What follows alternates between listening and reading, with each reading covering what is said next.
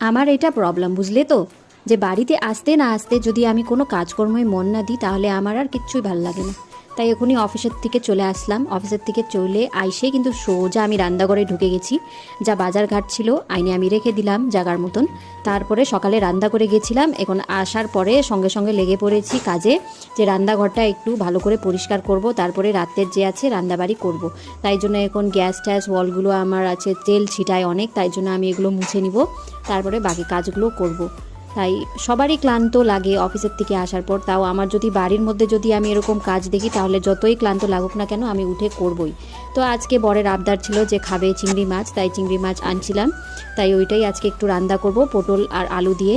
তো কীরকম হবে জানি না, তাও মানে দেখলে মনে হচ্ছে যে খেতে তো মনে হয় ভালোই হবে, তাই আজকে ওর জন্যই বানিয়ে দিলাম আর কি। তাহলে আমার ওটা পটল আমার পছন্দ হয় না। তো খায় দেখি আজকে রান্নাটা কীরকম হইলো, আর সঙ্গে থাকো আর এর মতনই ভিডিওগুলো দেখতে থাকো আজকের জন্য। তাহলে এতটুকুই, টাটা, বা বাই।